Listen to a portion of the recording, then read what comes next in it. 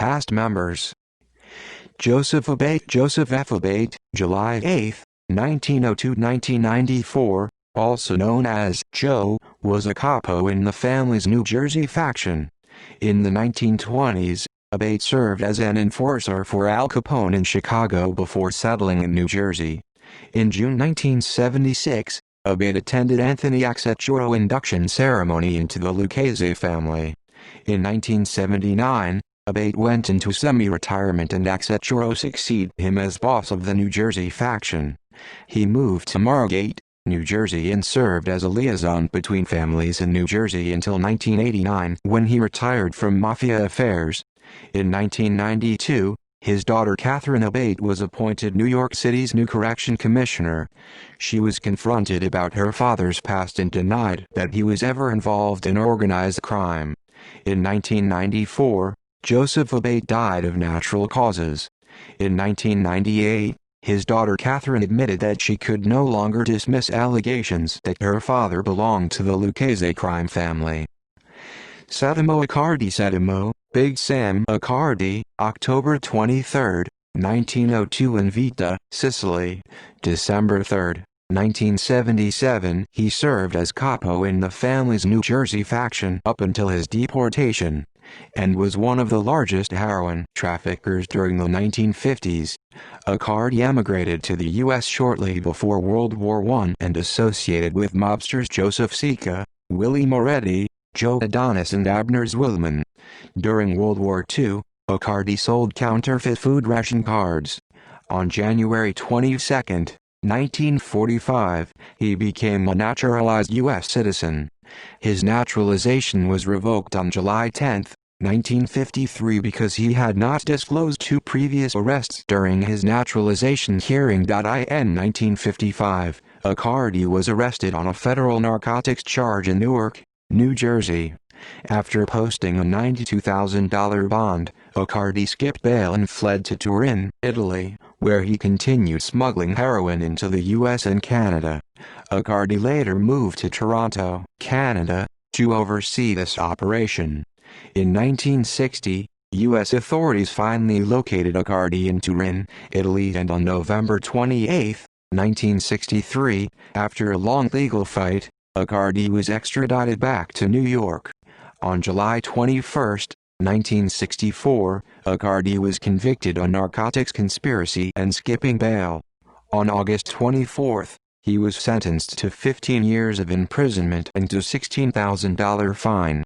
He died on December 3, 1977. Robert Caravaggio, Robert "Bucky the Boss" Caravaggio, died July 28, 2017, was a soldier and former capo of the New Jersey faction. From 1986 to 1988, Caravaggio was one of the 20 defendants in the 21-month-long trial of Lukase crime family's New Jersey faction. In August 1997, Caravaggio, along with other members of the Lukase family's New Jersey faction, was indicted and charged with racketeering, loan sharking and gambling. In 2004, the New Jersey Commission of Investigation stated that Caravaggio was the head of the Lukase crime family's North Jersey faction. Caravaggio was overseeing operations in northern Jersey, especially in Morris County. Caravaggio died on July 28, 2017 from pancreatic cancer. Alfonso Cataldo, Alfonso T.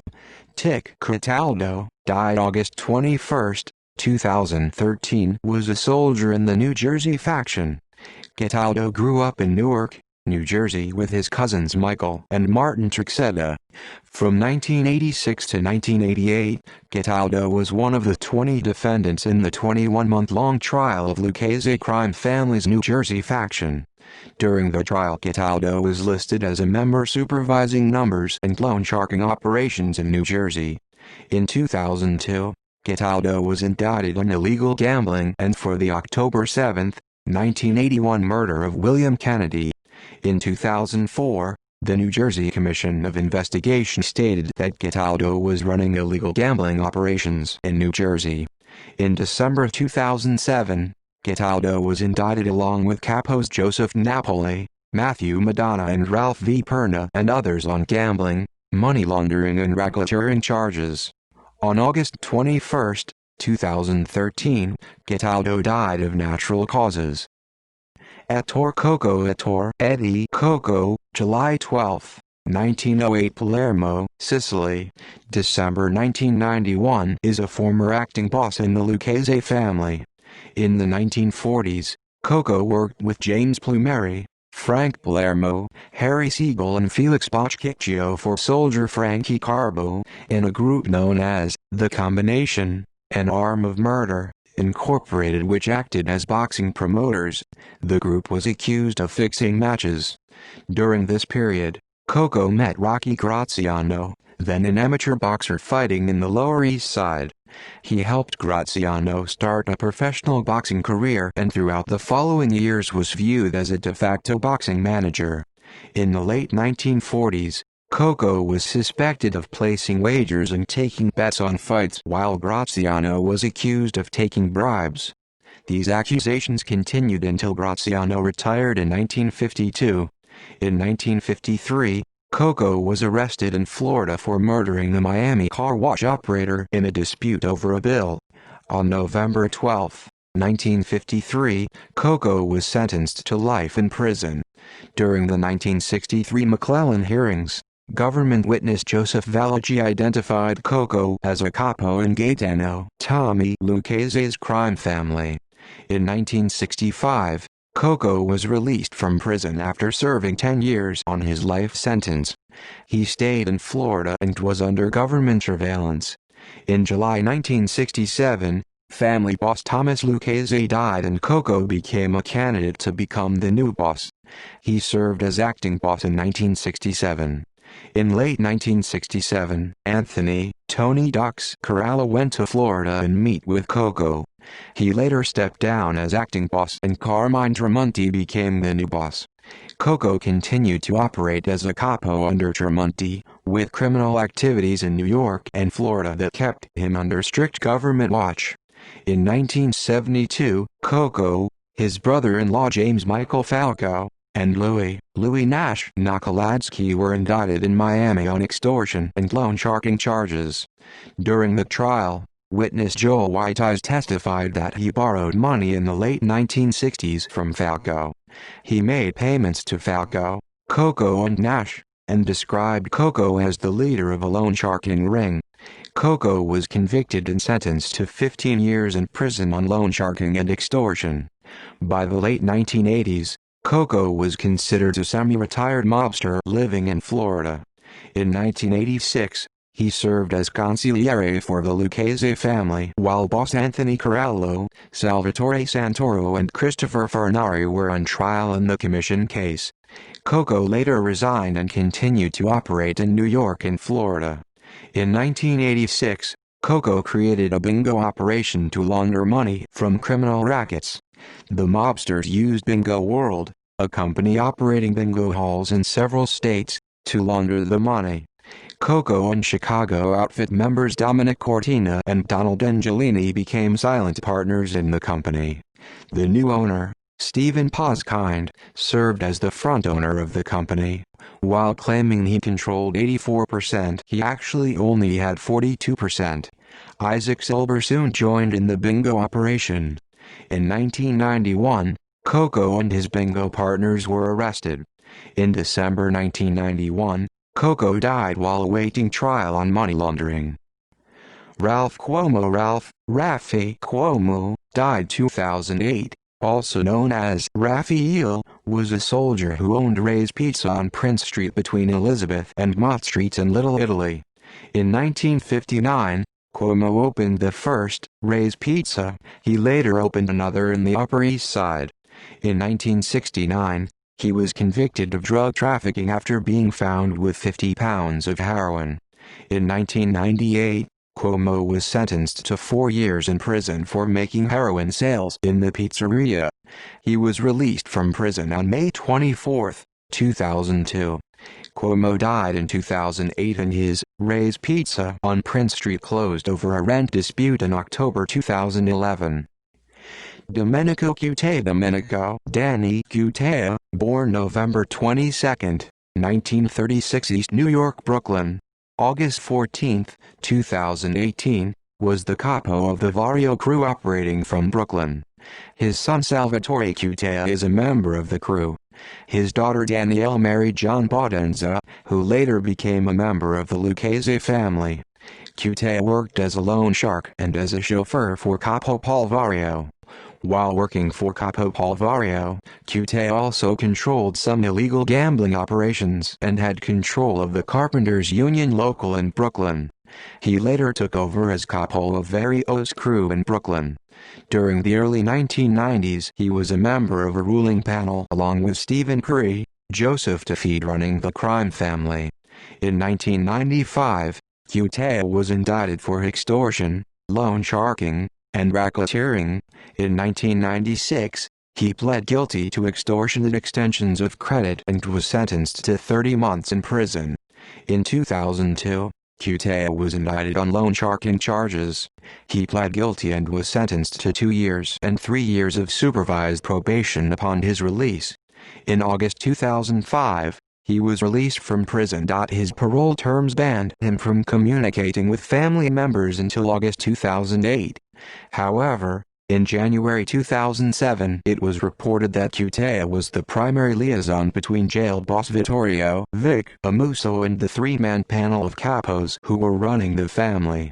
On February 28, 2008, Cutea, his son Salvatore, his son-in-law John Bodenza, and former acting capo Michael Corcione were indicted on federal racketeering charges that included loan sharking, extortionate collection of credit, extortion, marijuana distribution conspiracy, illegal gambling, bank fraud, and mail fraud for activities dating back to the 1980s. On October 25, 2009, Cutea was sentenced to 39 months in federal prison for bank fraud. At the sentencing, Cutea's attorney asked the court for home confinement, saying that Cutea suffered from depression and advanced multiple sclerosis. The request was denied. In October 2012, Cutea was sentenced to 1 year in prison for loan sharking. Cutea was released from prison on October 4, 2013. He died on August 14, 2018. Paul Corial Paulie Ham Corial, April 25, 1911, died. Was a capo in the family. Corial controlled gambling and narcotics in East Harlem. In December 1930, Corial and Carmine Tremonti had charges of robbery dropped and they were released from jail. Corial ran a Lukase family gambling club between 2nd Avenue and East 112th Street in East Harlem. In 1952, Joseph Valaggi and others murdered Eugenio Giannini near Corial's club. Anthony Delasco Anthony Ham Delasco, sometimes spelled Delasco, was a former boxer and capo in New Jersey. In the 1950s, he took over the Jersey crew after Settimo Accardi was deported.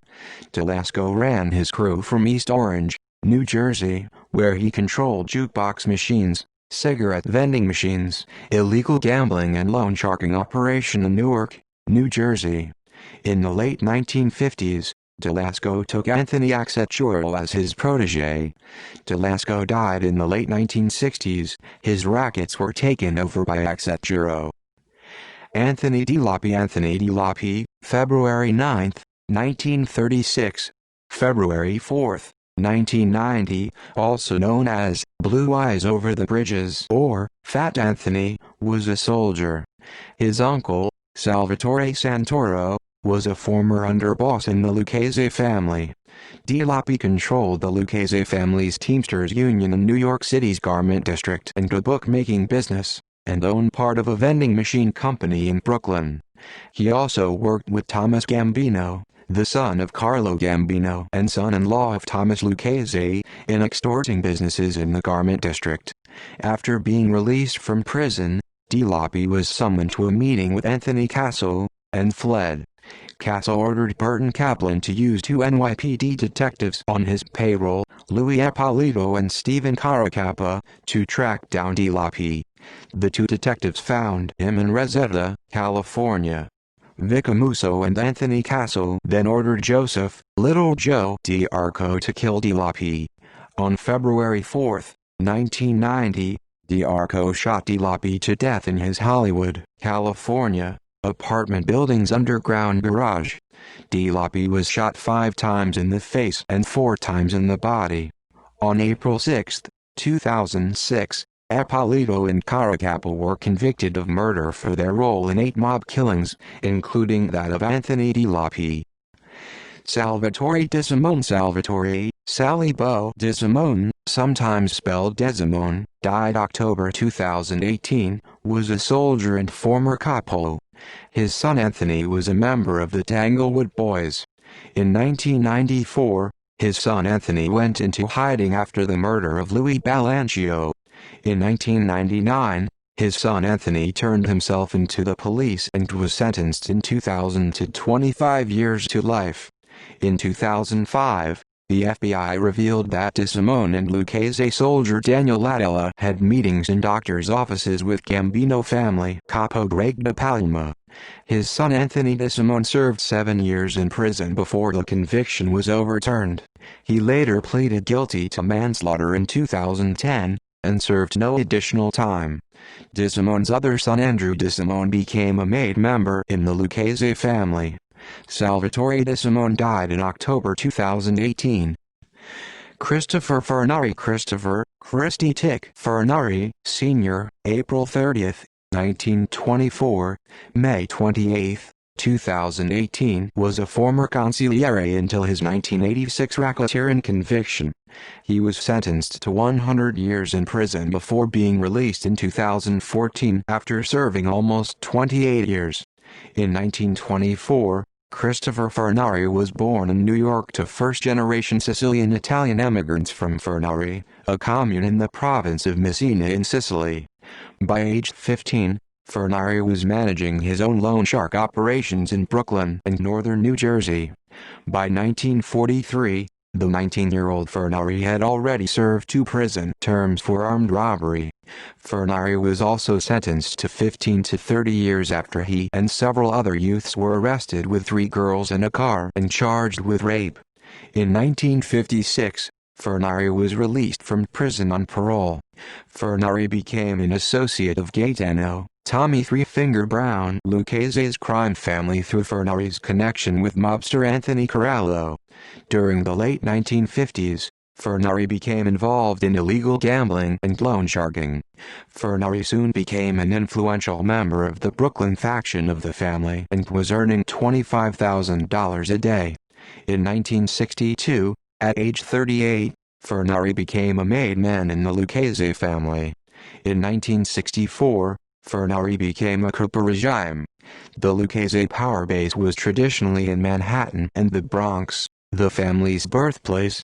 The family's first 3 bosses, Gaetano, Tom Reina, Tommaso, Tommy Galliano, and Thomas Lukase, were all from this area. In contrast, Fernari belonged to the less influential Brooklyn faction. Fernari operated his crew in Bensonhurst at the 19th Hole, a nondescript bar and mob social club. His crew was involved in illegal gambling, loan sharking, extortion, burglary, narcotics dealing, occasional murder contracts, and union and construction rackets. At this time, Fernari's criminal record included convictions for assault and sex offenses. Fernari controlled New York District Council 9, which represented 6,000 workers who painted and decorated hotels, bridges, and subway stations in New York. Fernari managed the council through the union secretary and treasurer, James Bishop, and Bishop's associate, Frank Arnold. Bishop and Arnold would pick up cash payments from the contractors, who charged a 10 to 15% tax on all major commercial painting jobs, and passed the payments to Fernari. The 19th Hole, Fernari's social club, was the hub of criminal activity in Bensonhurst.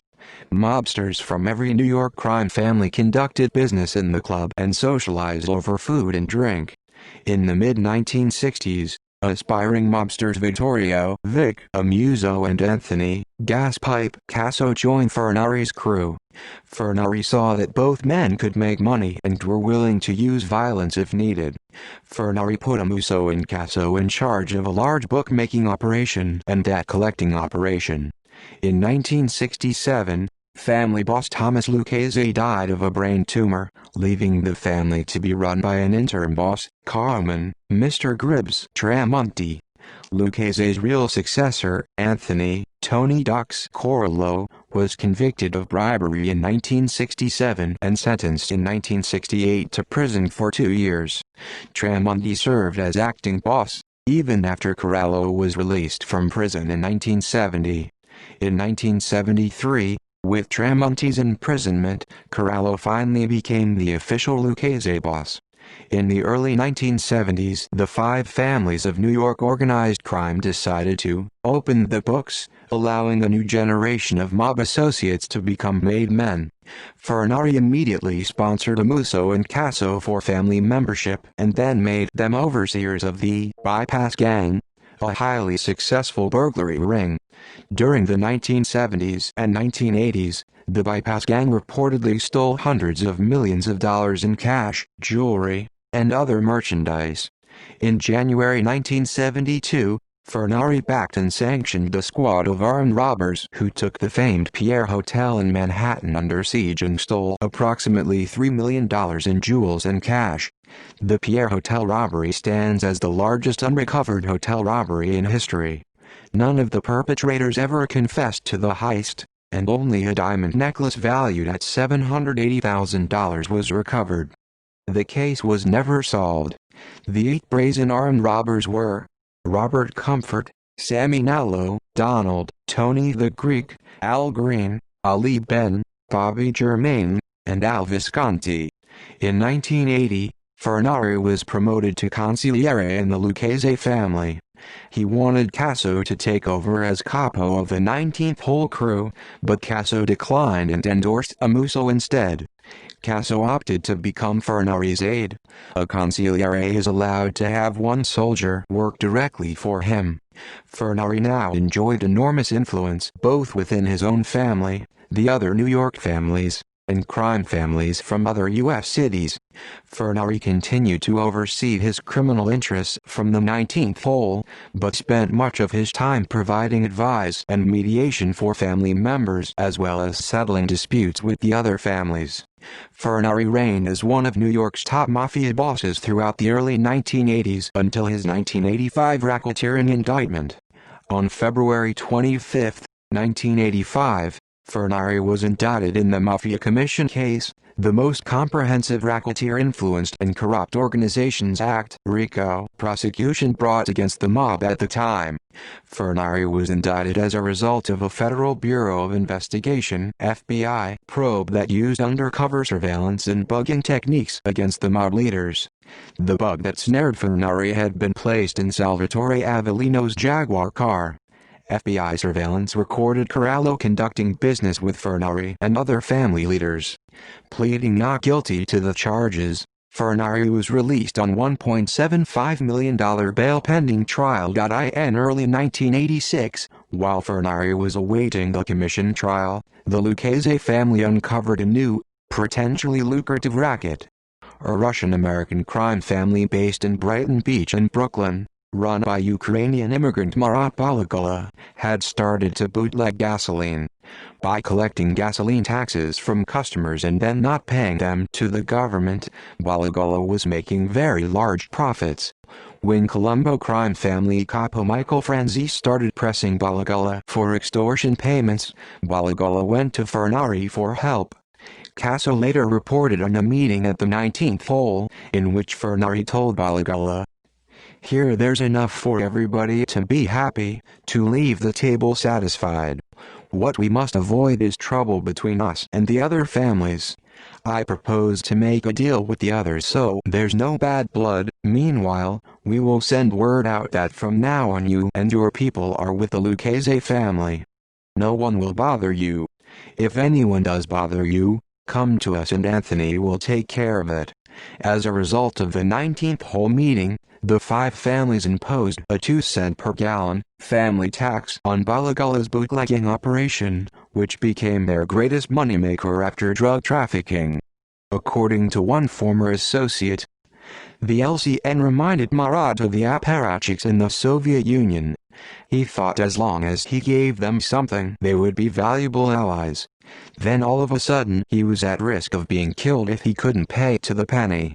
According to author Philip Carlo, it didn't take long for word on the street to reach the Russian underworld. Marat Balagala was paying off the Italians. Balagala was a punk. Balagala had no balls. Balagala's days were numbered. This, of course, was the beginning of serious trouble. Balagala did in fact have balls. He was a ruthless killer when necessary, but he also was a smart diplomatic administrator, and he knew that the combined, concerted force of the Italian crime families would quickly wipe the newly arrived Russian competition off the proverbial map. On June 12, 1986, one of Balagala's rivals, Russian gangster Vladimir Reznikov, entered Balagala's nightclub in Brighton Beach. Reznikov pushed a 9mm Beretta handgun against Balagala's skull and demanded $600,000 and a percentage of Balagala's rackets. After Balagala acceded to his demands, Reznikov told him, "Fuck with me and you're dead. You and your whole fucking family. I swear I'll fuck and kill your wife as you watch. You understand?" After Reznikov left the nightclub, Balagala suffered a massive heart attack. He insisted, however, on being treated at his home in Brighton Beach, where he felt safer. At home, Balagala asked Casso to come help him. Casso gave these instructions to Balagala: "Send word to Vladimir that you have his money, that he should come to the club tomorrow. We'll take care of the rest." Casso also requested a photograph of Reznikov and a description of his car. The next day, Reznikov arrived at Balagala's nightclub to pick up his money. Lukase soldier Joseph Testa confronted Reznikov and fatally shot him. According to Casso, after that, Marat didn't have any problems with other Russians. In September 1986, Fernari went on trial in the famous New York Mafia Commission case along with Corallo and underboss Salvatore Santoro. The charges included extortion and labor racketeering within the construction industry and murder for hire of former Bonanno crime family boss Carmine Lillo Galante. Galante had been gunned down on July 12, 1979, allegedly on the orders of the commission. Some have argued that Fernari wasn't on the commission then and had no connection with the Galante hit. However, Fernari could not use this as a defense argument. By the fall of 1986, Corallo realized that he, Santoro and Fernari would not only be convicted, but were facing sentences that would all but assure they would die in prison. Fernari persuaded Corallo that either Amuso or Casso should become the new boss. At a meeting in Fernari's home, Fernari, Amuso and Casso all agreed that Amuso should succeed Corallo as boss. On November 19, 1986, Fernari was convicted on all counts, including the Galante murder. On January 13, 1987, Fernari was sentenced to 100 years in prison without parole and fined $240,000. With the imprisonment of Corallo and Fernari, Amuso became boss, and Casso became consigliere and later underboss. Peter, Fat Pete Chiodo took over Fernari's Bensonhurst crew. In 1990, Amuso and Casso became fugitives to avoid prosecution in the famous Windows case. In 1992, Amuso was captured and sentenced to life in prison. In 1993, Casso was also captured. However, in 1994 he struck a deal with the government to testify against Fernari and other family leaders. In 1995, Fernari started challenging the no parole stipulation of his sentence in court. The government had previously revoked Casso's witness deal with prosecutors, and in 1996 Casso was sentenced to life in prison. Fernari's lawyers insisted that Casso's court testimony against Fernari was tainted. In July 2000, The Third Circuit Federal Court of Appeals ruled that the parole board officials had been denying Fernari's parole eligibility on the tainted assertions of mob turncoat Casso. However, in 2001, the Bureau of Prisons National Appeal Board ruled that Fernari was a multiple murderer and was not eligible for parole, based on what some people considered to be Casso's discredited testimony. On February 15, 2006, Fernari filed a habeas corpus petition in district court claiming that the United States Parole Commission improperly had denied him parole. On June 20, 2007, the court denied his petition. Fernari was imprisoned in the Allenwood Medium Federal Correctional Institution, FCI, in Allenwood, Pennsylvania. His projected release date was November 24, 2044, effectively a life sentence. However, since he was convicted before Congress eliminated parole for federal prisoners, he and his co-defendants became eligible for parole in 1996. Fernari was the only defendant to be granted early release by the U.S. Parole Commission, most likely relating to the weak evidence behind his murder conviction. Fernari was released from a prison hospital in Minnesota on September 19, 2014 after serving 28 years. On May 28, 2018, Fernari died at his home in Staten Island, New York. Stefano Steve LaSalle, real name LaSalle, was an early member of the Murillo family. He later joined Reina's family. In 1915, East Harlem's Italian lottery king Giosuè Gallucci was murdered, allowing LaSalle and Tommaso Lomonti to take over the lottery games. LaSalle served as underboss to Thomas Lukase and later Carmine Tremonti, until he retired in the 1970s. Anthony Lauria Sr. Tony Lauria Sr., also known as Tony Abudamida, was a mobster who played a major role in the French Connection heroin scandal. Lauria, along with his longtime partner Vincent Papa and his crew, are known as the men who stole the French Connection. Lauria was known to federal agents and the BNDD as a major drug trafficker within the Lukase crime family. He was convicted in 1961 of trafficking heroin, but his conviction was overturned on appeal in 1968 because of violations of the Fourth Amendment. He was implicated along with Papa, Anthony Passaro, Virgil Alessi and Frank D'Amato in the New York Police Department scandal, in which over $70 million worth of drugs seized during the French Connection operation was stolen from the police property room. The crew stole 398 pounds of heroin and 120 pounds of cocaine from 1969 to 1972. In October 1973, Lauria was indicted, along with the boss of the Lukase family Carmine Tremonti and 42 other mobsters, on drug dealing charges. He died in 1989 from natural causes. Joseph Lukase Joe Brown Lukase was a capo and brother to Tommy Lukase, the boss of the Lukase crime family. He controlled gambling operations along with Aniello Migliore. In 1963, during the Valachi hearings, Lukase was identified as a capo in the Lukase family. He died during the early 1970s. Anthony Luongo Buddy Luongo was a former capo. In 1986, Luongo tried to take over the Lukase crime family after boss Anthony Carello was imprisoned during the commission case. In December 1986, Luongo met Vic Amuso, Anthony Casso, Bobby Amuso and Dom Carbucci in Brooklyn, where Bobby Amuso shot Luongo dead. Mariano Macaluso Macaluso, born June 7, 1912, was a former member. He served as consigliere during the 1960s. In 1986, after the Mafia Commission trial, Macaluso became the new underboss. In 1989, boss Vic Amuso forced him into retirement. In 1992, he died from natural causes. Frank Manzo,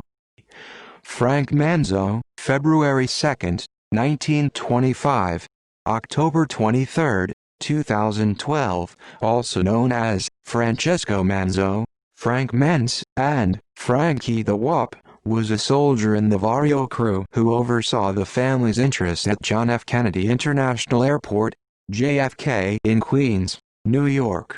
He served as a Union delegate in the United Brotherhood of Carpenters and Joiners of America, controlled Local 295 and owned two trucking companies, LVF Air Cargo, Incorporated, and LVF Airport Service Incorporated at JFK Airport.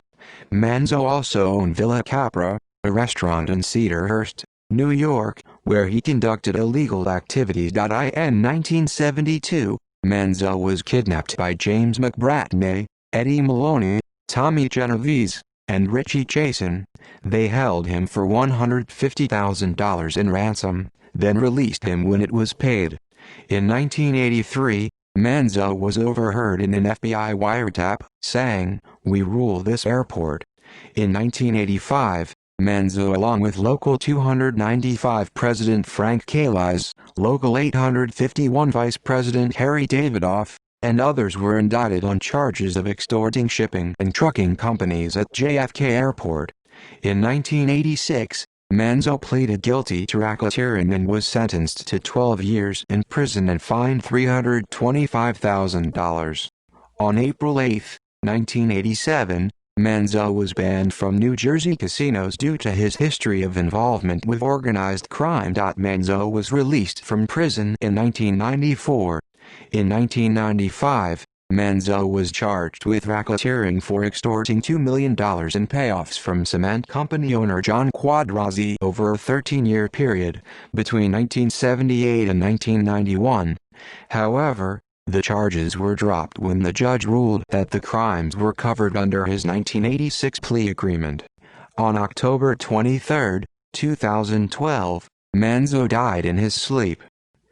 Aniello Neil Milior, October 1933, September 11, 2019, was a made man. He served as a capo, as the consigliere, as the underboss and on a ruling panel in the family. Milior was a close associate of family bosses Tommy Lukase and Anthony Corallo. Milior was born in October 1933 in Queens, New York. He was recruited into Lukase family by Capo Joseph Laratro, who controlled illegal gambling operations in Corona, Queens. By the late 1950s, Milior, a soldier, already was overseeing Laratro's illegal gambling operations, from bookmaking, policy operations and large telephone setups. In 1957, it was reported that after paying tribute to his boss, Milior was making $50,000 a day from running illegal gambling operations in New York City. On November 14, 1957, Milior was suspected of driving boss Tommy Lukase and underboss Steve LaSalle to the famous Apalachin meeting, a national Cosa Nostra summit in Apalachin, New York that was broken up by law enforcement. The next day, on November 15, 1957, Milior was in a car accident while driving through Binghamton, New York, leading to more suspicion that he was supposed to attend the Apalachin meeting. On October 22, 1974, Milior was indicted, along with members Frank Altimari, Nicholas Bonina, Anthony Romanello, Frank Ruggiero, Richard Rubino, Thomas DeMeo, brothers Michael Strusieri and William Strusieri, and NYPD police officer James Maxwell, on bribery charges in order to protect a gambling operation in Queens. Milior as a capo represented the family's interest in Northbury Concrete, a Brooklyn-based contractor and member of the New York City's Concrete Club. He also held a salesman position with Portock and Stone, one of the main suppliers of trap rock to the two companies that controlled the production of concrete in New York City. On March 21, 1986, Milior was indicted along with Genovese family acting boss Anthony Salerno, Genovese family captains Vincent Caffaro, Vincent DiNapoli and Giuseppe Sabato, Genovese family members Louis DiNapoli, Carmine Gellicava and Thomas Caffaro, and Cleveland family members John Tronalone and Milton Rockman, Gambino family member Alphonse Mosqua, and four businessmen, Edward J. Halloran, Nicholas Aletta, Alvin Ochatin, and Richard Costa. on extortion and bid rigging charges. The charges alleged Migliore and other mobsters had rigged the bidding process for the supplying of concrete to high-rise building projects in Manhattan such as the Trump Plaza and sites for Mount Sinai School of Medicine and Memorial Sloan Kettering Cancer Center. In November 1986, the New York Times reported Migliore, a captain and owner of a Queens marble business who also controlled gambling operations with Joe Lukase, the brother of former boss Thomas Lukase, replaced Anthony Carallo as the new boss of the Lukase family, after Carallo was convicted during the commission trial. Former Lukase mobster Alphonse Diago revealed that Vicamuso was chosen as the new family boss and Migliore served as consigliere before being replaced by Anthony Casso, when Migliore went to prison. On May 4, 1988, Migliore was convicted and sentenced to 24 years in prison and fined $266,000. In 1991, Migliore's conviction was overturned and he was released from prison. Migliore held an on-the-book job as a sales representative with a trap rock supplier in the concrete business. On April 3, 1992, Migliore was celebrating the birthday of a friend's granddaughter at Tesoro's restaurant in Westbury, Long Island. During the party, a shooter in a passing car fired shotgun blasts through the restaurant window. Migliore was struck in the neck and upper body. Despite his wounds, Migliore survived. On May 14, 1997, Migliore was released from prison. In 2003, it was reported by author Jerry K. Pesci that the Lukase crime family was being run by a three-man ruling committee consisting of Migliore, Matthew Madonna, and Joseph DiNapoli in the absence of an acting boss. Migliore, who served as underboss in the past to Anthony Carallo, was considered the biggest influence on the ruling committee. Migliore died on September 11, 2019. Richard Paliarlo Richard II Pagliarulo, November 30, 1948, 1999 was a former capo who took over as capo of Peter Chiodo's old Bensonhurst crew. In 1991, Paliarlo served as a member of a panel that conducted a Lukase crime family induction ceremony in Howard Beach, Queens. He sponsored both Gregory Whitey Capello and Jody Calabrese for membership during the ceremony. In the late 1990s, Paliarlo died of natural causes in prison.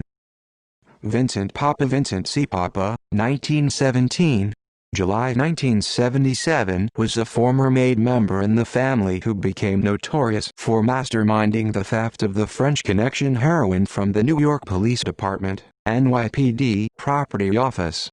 Papa grew up in Astoria, Queens and owned a tire company in the neighborhood. He had been arrested 28 times. 2 of the arrests were on drug charges.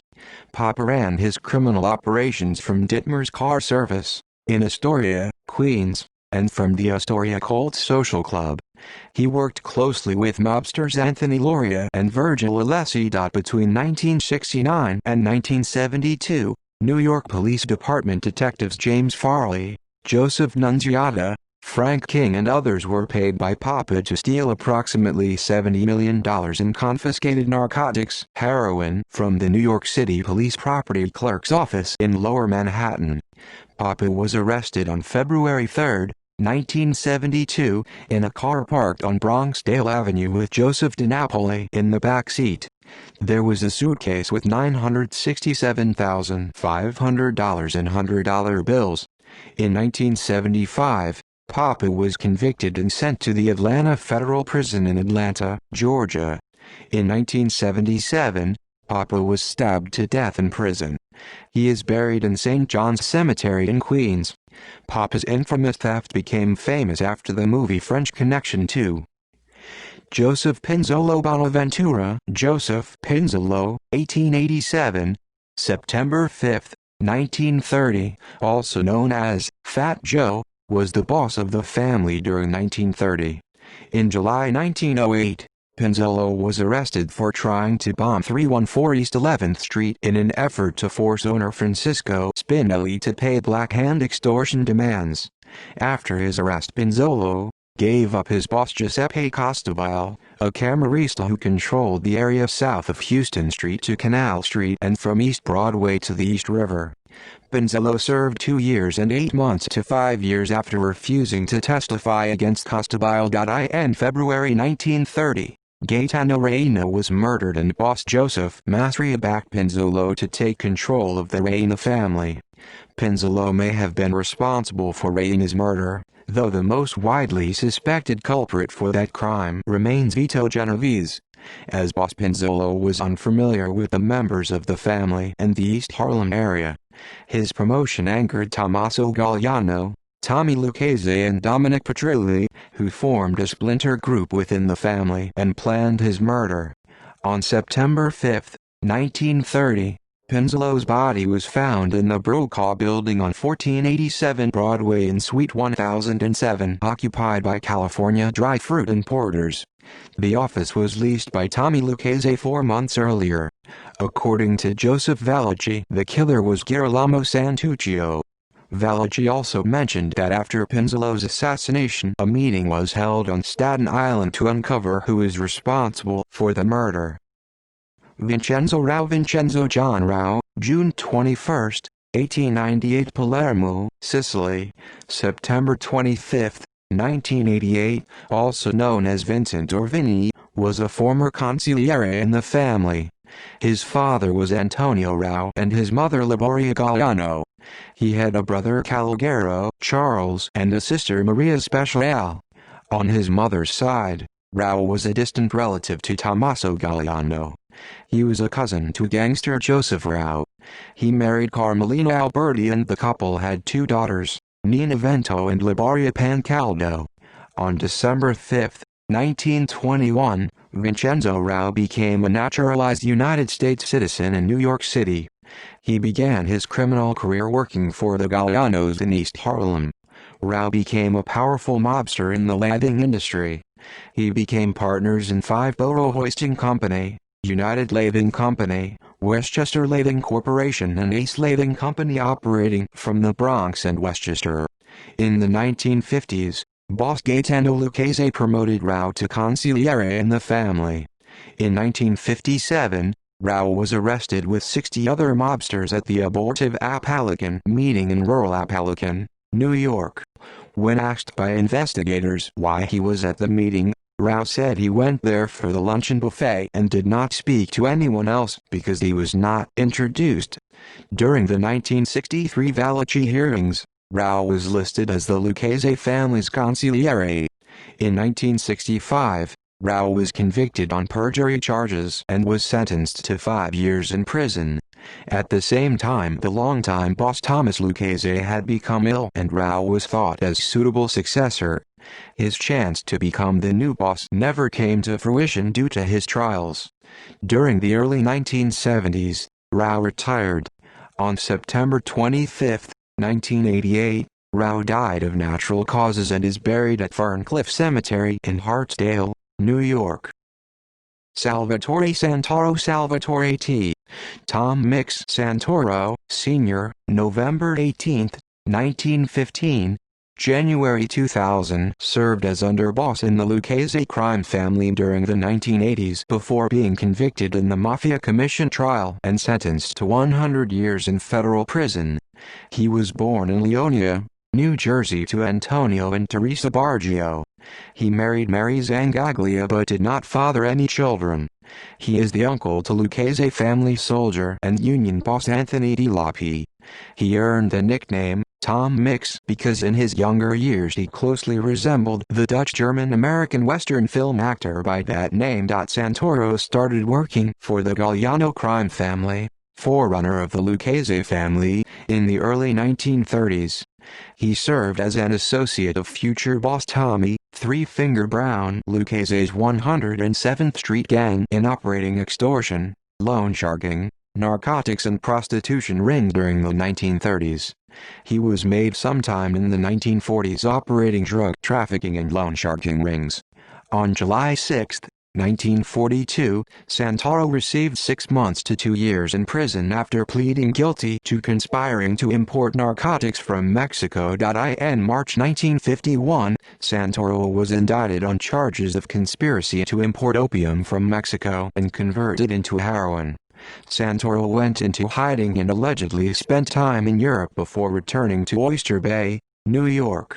On September 24, 1951, he surrendered to federal authorities in New York City. On January 7, 1952, after pleading guilty to narcotics charges, a judge labeled Santoro as a bad fellow and sentenced him to 4 years in prison. In 1951 or 1953, longtime boss Tommy Galliano died. Under boss Tommy, Lukase took over what was now called the Lukase crime family. Lukase then promoted Santoro to capo of the family's powerful Bronx faction. As capo, Santoro operated out of East Harlem and the Bronx, controlling large heroin drug trafficking operations during the 1950s. In 1958, he was arrested and tried for narcotics charges. He was alleged to be a partner and associate of Ellsworth Johnson, although this never was confirmed. Santoro was convicted of all charges in 1959 and was given a 20-year prison sentence. When Santoro was released from prison in 1978, he took over as underboss, continuing to oversee the powerful Bronx faction of the family. He left the drug trade alone and instead took over the labor and construction racketeering operations for the family in New York City. Santoro gained a reputation as a labor racketeer and worked with consigliere Christopher Fernari and other top capos in the family. He bought a home on City Island Avenue in City Island, Bronx. In the early 1980s, Anthony Corallo found a new way to discuss business without ever meeting his top underlings Santoro and Fernari. Corallo used his Jaguar with a phone inside and talked to mostly Santoro on the phone while he was driving around in New York with his chauffeur Aniello Migliore. They succeeded mostly because the noise of the old Jaguar was so loud that it was not possible to hear what Corallo and others were saying. However, after the Jaguar came with a new engine and new filter, Federal Bureau of Investigation agents planted a bug in it and listened into Corallo's conversations with Santoro, mostly about the profit from the labor and construction racketeering operations in the Bronx, where they extorted unions and had influence in the construction industry.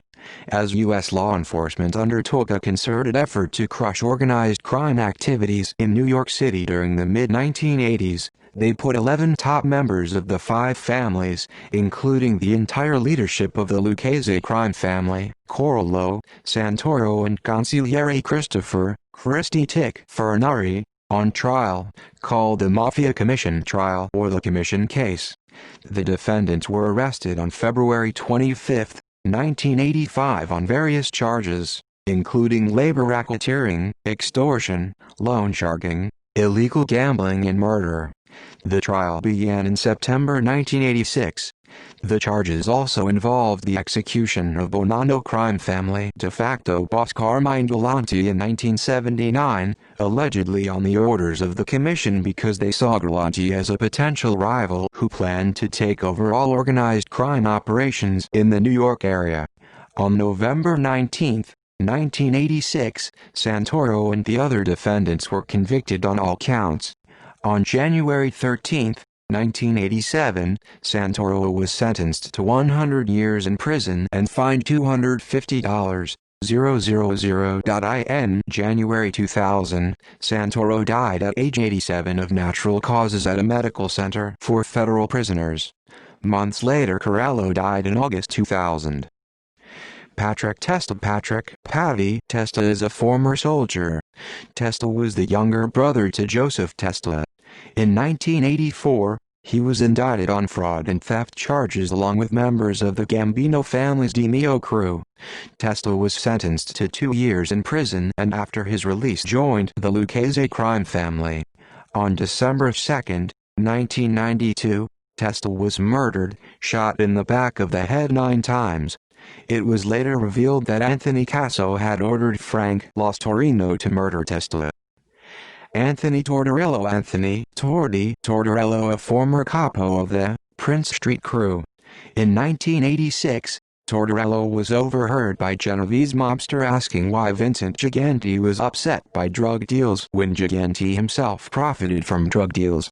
When Gigante heard these statements demand Tortorello's death, but Anthony Casso was able to save his life by planning a phony beating of Tortorello to appeal Gigante demand. In October 1991, Tortorello along with Frank Los Torino, Anthony Baratta, Salvatore Avellino, Richard Paliarlo, George Conte, Thomas Anzelato and Frank Papani inducted made Joseph Tortorello, Thomas D'Ambrosia, Frank Joa Jr., Gregory Capello and Jody Calabrese into the crime family during a ceremony that was held in a Howard Beach, Queens home. Tortorello sponsored his son Joseph, Torty Jr. During the ceremony, his son Joseph, Torty Jr.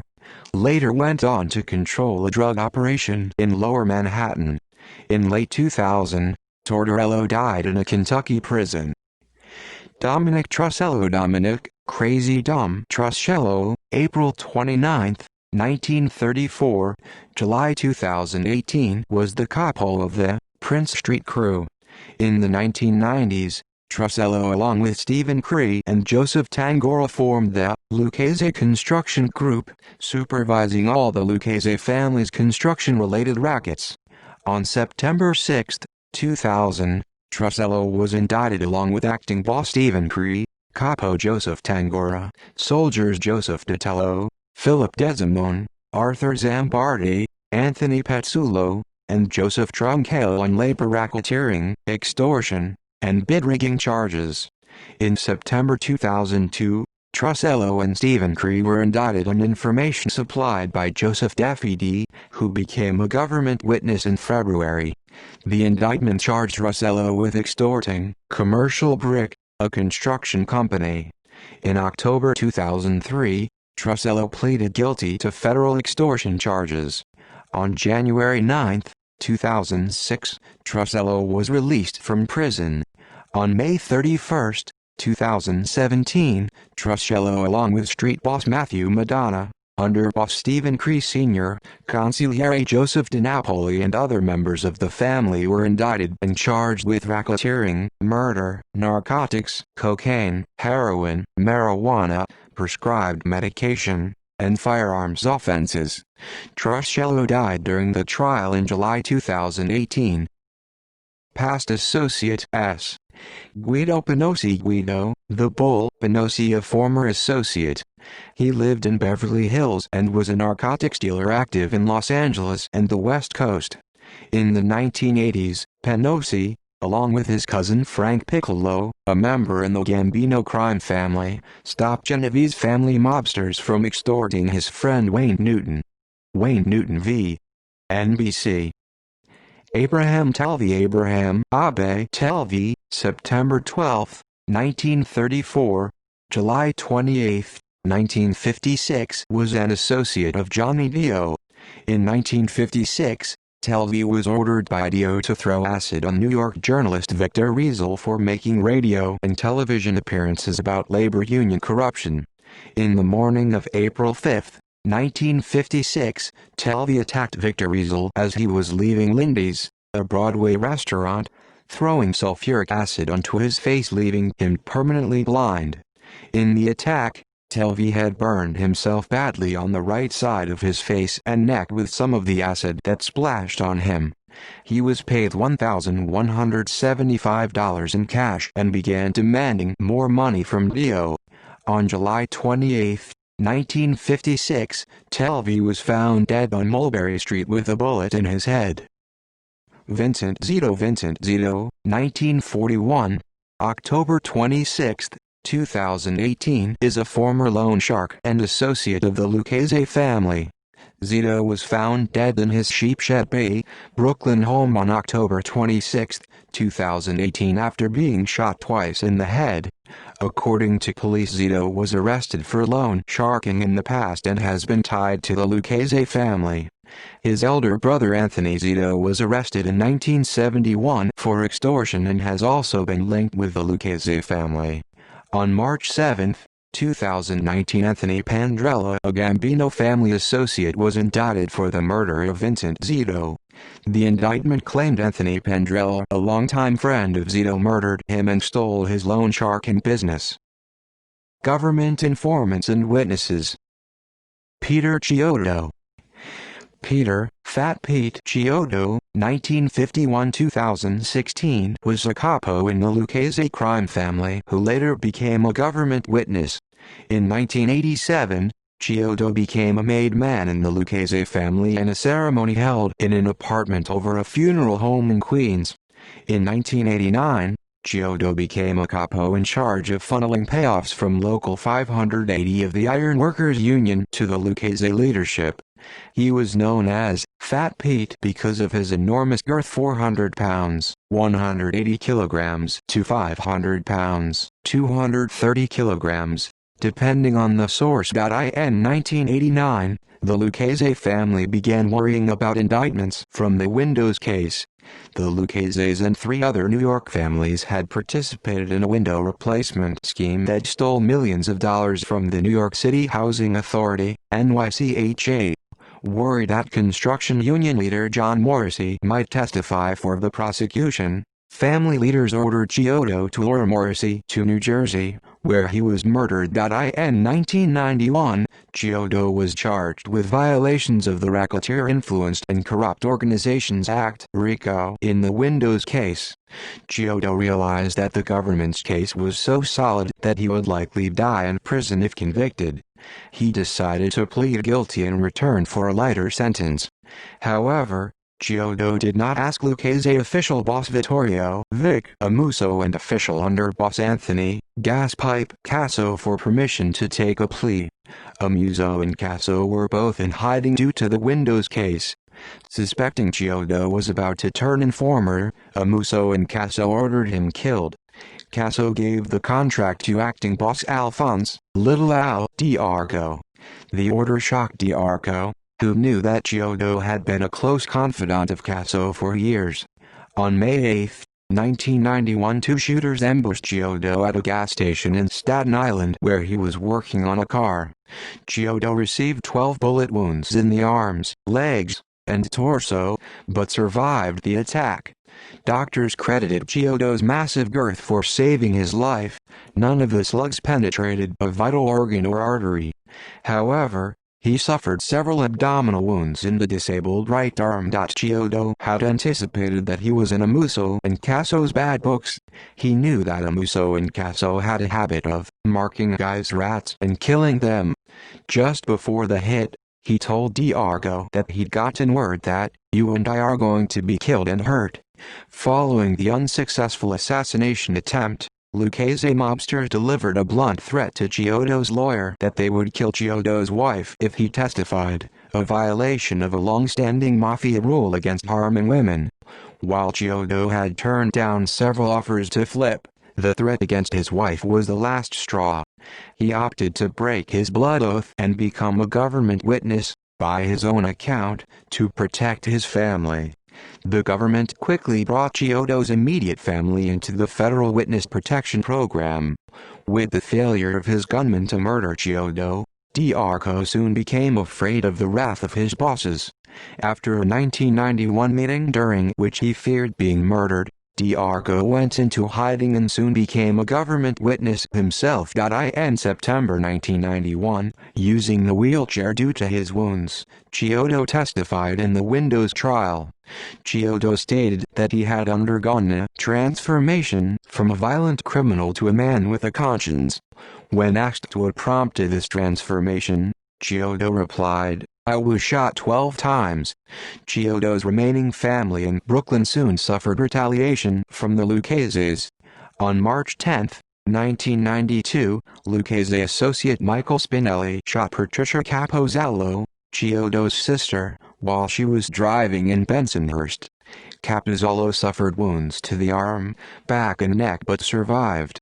On February 2, 1993, the body of Frank Signorino, Chiodo's uncle, was found in the trunk of a car in East New York. The body displayed several gunshot wounds to the head. Chiodo provided valuable evidence that helped convict both Amuso and Casso as well as many other gangsters. While testifying in different cities, the government had to fly Chiodo in a special plane due to his morbid obesity. In July 1997, Chiodo testified against Genovese crime family boss Vincent Gigante in another Windows-related racketeering trial. On September 11, 2007, Chiodo was sentenced to 17 years in prison on racketeering charges. However, due to his testimony, Chiodo was to serve no time in prison and was placed in the Witness Protection Program. Peter Chiodo died in January 2016, aged 65, of natural causes. Joseph Diago. Joseph, Little Joe Diago is a former soldier who is currently in witness protection along with his father, former acting boss Alphonse Diago. In early 1990, Vic Amuso and Anthony Casso ordered Diago to kill Anthony Loppy, a soldier who was in hiding. On February 4, 1990, he shot Loppy to death in his Hollywood, California apartment building's underground garage.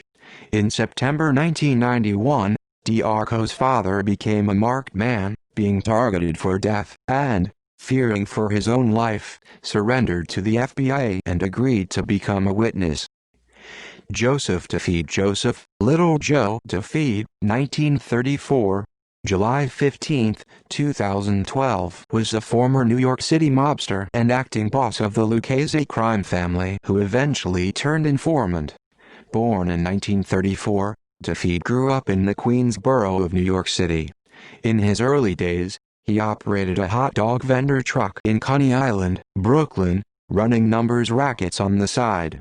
A close friend and handball partner of Lukase leader Vittorio Vic Amuso, Defeat was inducted into the family in 1986 after Amuso became boss.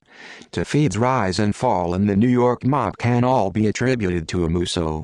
In 1994, Amuso was convicted of federal racketeering and murder charges and sent to prison for life.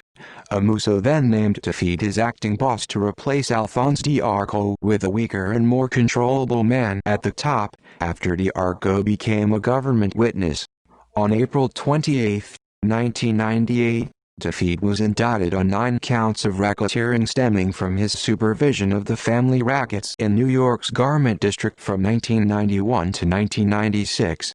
The prosecution reported that the Lukase family had been grossing $40,000 per month from Garment District businesses since the mid-1980s.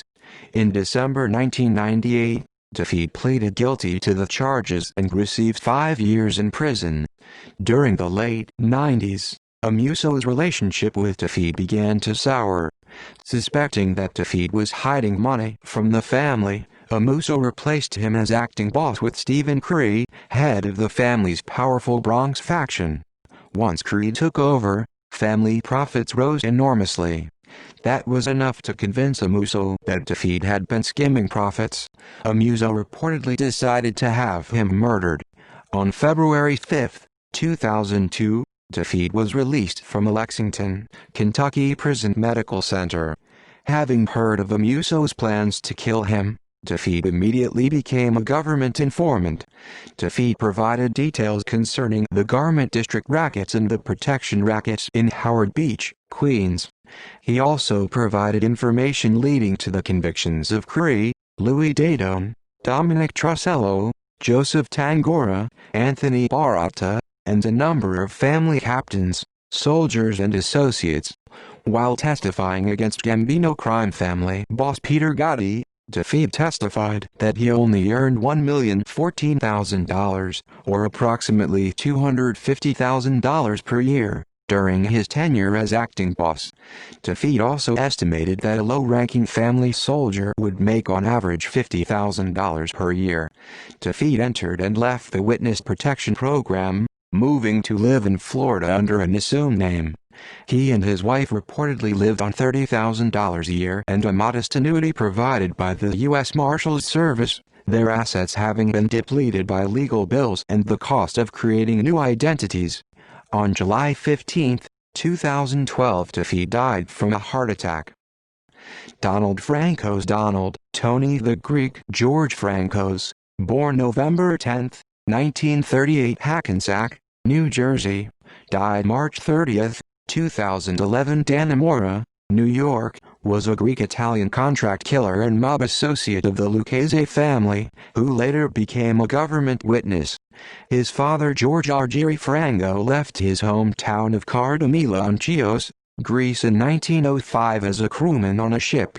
George Franco married Irene, an immigrant from Syracuse, Italy, and had 3 children: Georgia, 1932, James, 1935, and Donald, 1938. In 1974, Franco's murdered Lukase associate Richard Bolello. In 1992, Franco's claimed to author William Hoffman he took part in the murder of Jimmy Hoffa, with a hit team consisting of himself and Irish-American mobsters John Sullivan and James Coonan. According to Franco's, Hoffa was lured by his close friend Chucky O'Brien to a house owned by Detroit mobster Anthony Giacalone. Once there, Hoffa was shot and killed by Coonan and Franco's using suppressed .22 pistols. Hoffa was then dismembered by Coonan, Sullivan, and Franco's.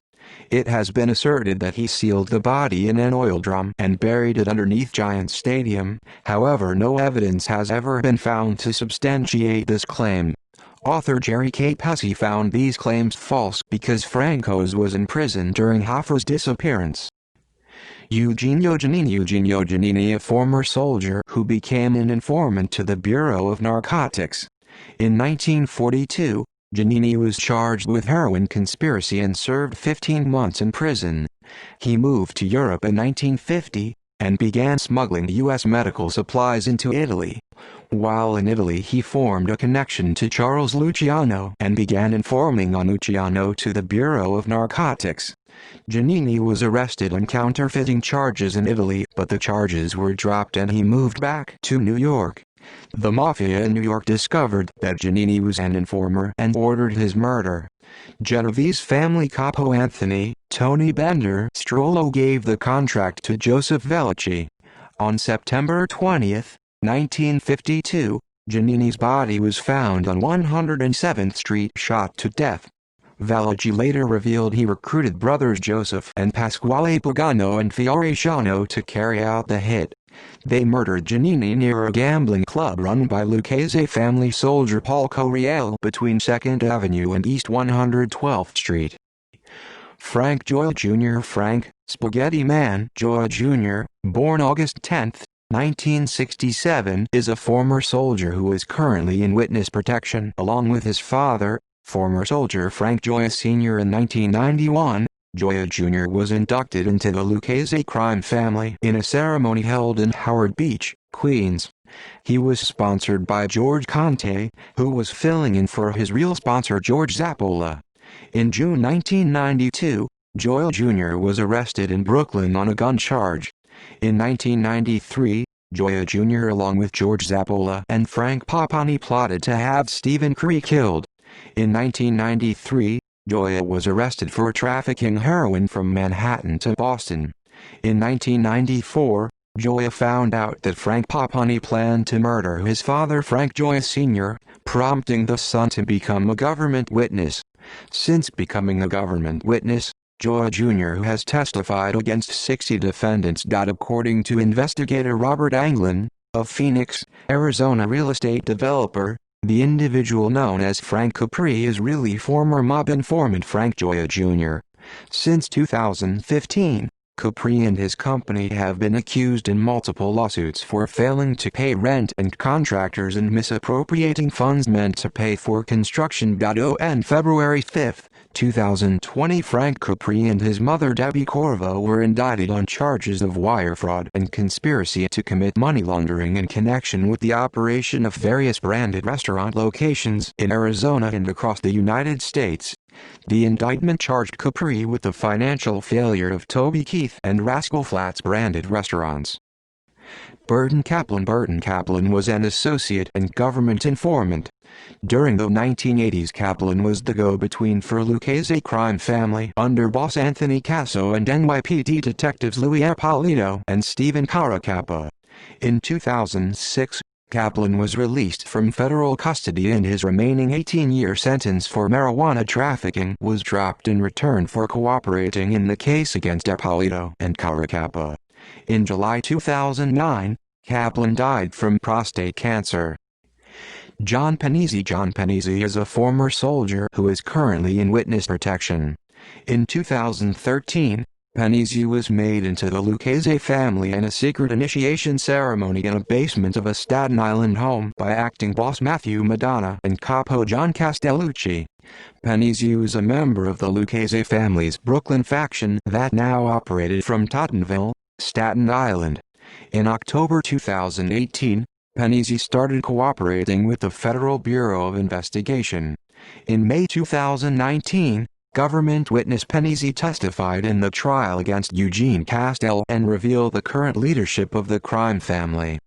Panisi testified that in 2017, the Brooklyn faction of the family wrote a letter to imprisoned boss Vic Amuso complaining about how the power had shifted to the Bronx. According to Panisi's testimony, imprisoned for life boss Vic Amuso sent a letter to underboss Stephen Cree which stated that Brooklyn-based mobster Michael Big Mike DeSantis would take over as acting boss replacing Bronx-based Matthew Madonna. The testimony from Panisi stated that if the Bronx faction refused to step aside, imprisoned boss Amuso had approved of a hit list that included a captain and several members of the Bronx faction. During Panisi's testimony, he revealed that the Lukase family operates with a total of 7 crews, 2 in the Bronx, 2 on Long Island, 1 in Manhattan, 1 in New Jersey, and Castellucci's Brooklyn crew, formerly Amuso Casso's old crew which is now based in Tottenville section of Staten Island. Dominic Patrilli The Gap Patrilli was a former member. He got the nickname, The Gap, after losing 2 front teeth in a childhood fight. Patrilli met Joseph Valachi in Sing Sing prison in Assigning, New York. In 1928, after Valachi was released from prison, Patrilli introduced him to Girolamo, Bobby Doyle, Santucci and Tom Galliano. In 1942, Patrilli was convicted on narcotic charges and was deported to Italy. In November 1953, he re-entered the U.S. and it was rumored he was working with the government. On December 9, 1953, he was murdered in a bar on East 183rd Street in the Bronx by 3 gunmen. Thomas Ricciardi Tommy Boy Ricciardi is a former soldier who is currently in witness protection. Both Thomas and his brother Daniel were associated with the Lukase family's New Jersey faction before becoming government informants. Ricciardi was a member of Michael Ticcetta's inner circle and controlled the group's illegal gambling operations. In August 1988, Ricciardi along with his brother Daniel and 20 other members of the New Jersey faction were acquitted in a 21-month trial. On April 18, 1991, Ricciardi was indicted along with Michael Ticcetta, Anthony Accecchiro, Michael Perna on corruption charges. On August 13, 1993, they were all convicted of racketeering and both Thomas Ricciardi and Anthony Accecchiro agreed to become government witnesses and testified against Ticcetta and Perna.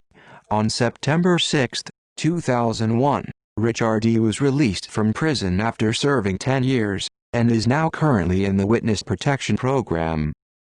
Vincent Salinari Vinny Baldi Salinari is a former soldier who became a government informant. In 2002, Salinari was indicted along with consigliere Joseph Caridi, capo John Sarella and others. The group was charged with extorting the Hudson and McCoy Fish House restaurant in Freeport, Long Island. He began cooperating with the government, and continued to collect money from a loan shark debt and was dropped from the Witness Protection Program.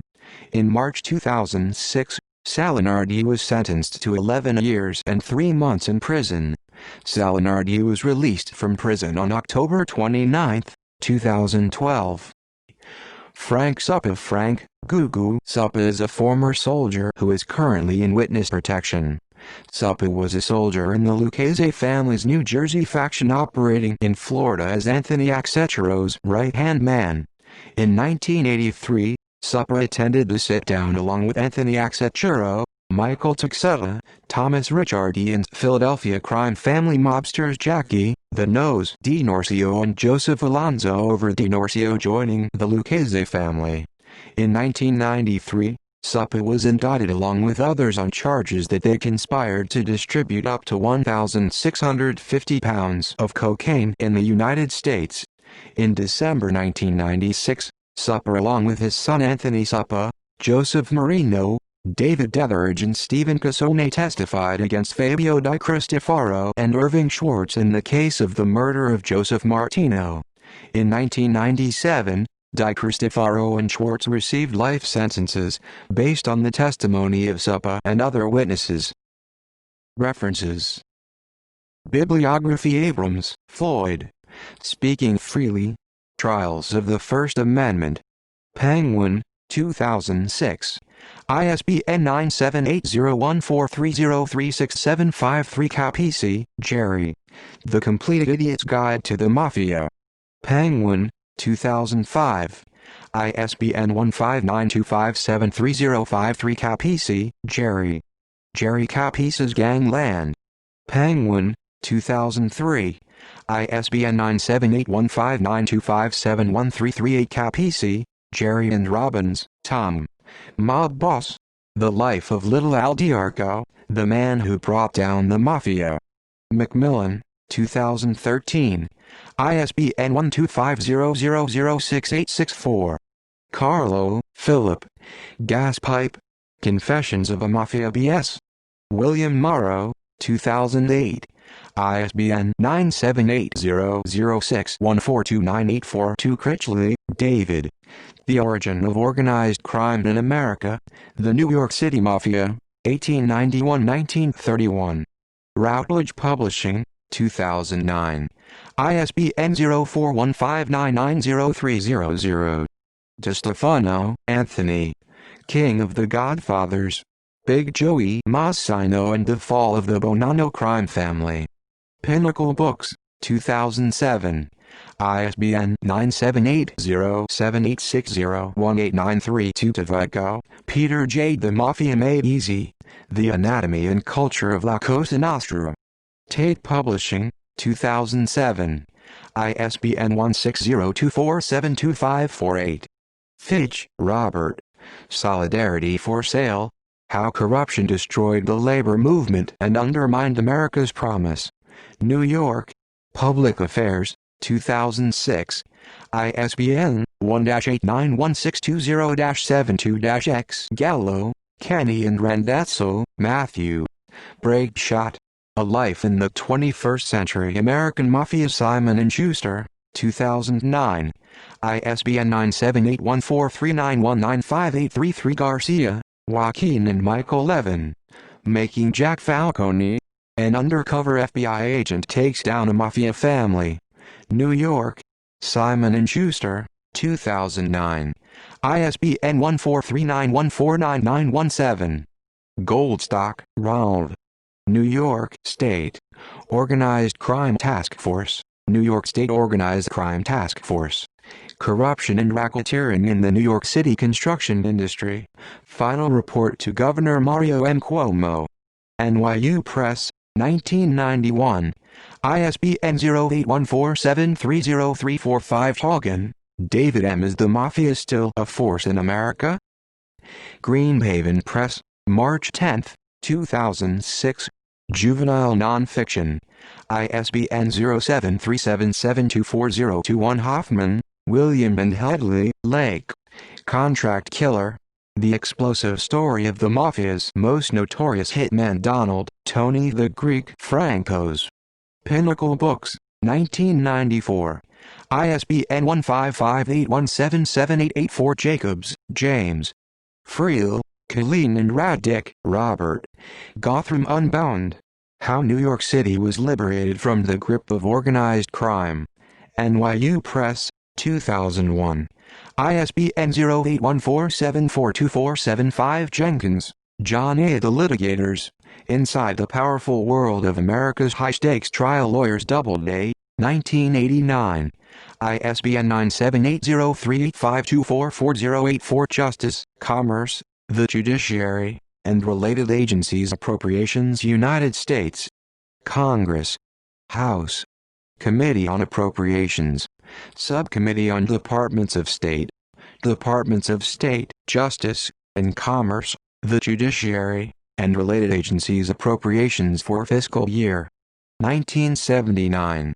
Kelly, Robert J. The Upper World and the Underworld, Case Studies of Racketeering in Business. Springer Science and Business Media, December 6, 2012. ISBN 14615488837. Carr, Gordon and Welch, Clare and Welch, Ian. Rats and Squealers, Dishing the Dirt to Save Their Skins. Hachette Group, 2008. ISBN 0708804942. Kroger, John. Convictions. A Prosecutor's Battles Against Mafia Killers, Drug Kingpins, and Enron Thieves. Macmillan, 2009. ISBN 0374531773. Lawson, Guy and Oldham, William. The Brotherhoods. The True Story of Two Cops Who Murdered for the Mafia. Simon & Schuster, 2006. ISBN 9780743289443. Liddick, Don. The Mob's Daily Number. Organized Crime and the Numbers Gambling Industry. Publisher University Press of America, 1999. ISBN 0761812660. Moss, Peter. The Valachi Papers. HarperCollins, 2003. ISBN 9780060507428. Milhorn, H. Thomas. Crime. Computer Viruses to Twin Towers. Boca Raton, Florida. Universal Publishers, 2005.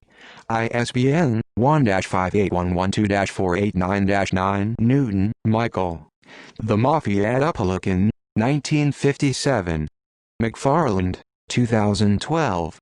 ISBN 0786489863. Pileggi, Nicholas. Wise Guy. Life in a Mafia Family. Simon & Schuster, 1990. ISBN 0671723227. Rob Selwyn. Five Families. The Rise, Decline, and Resurgence of America's Most Powerful Mafia Empires.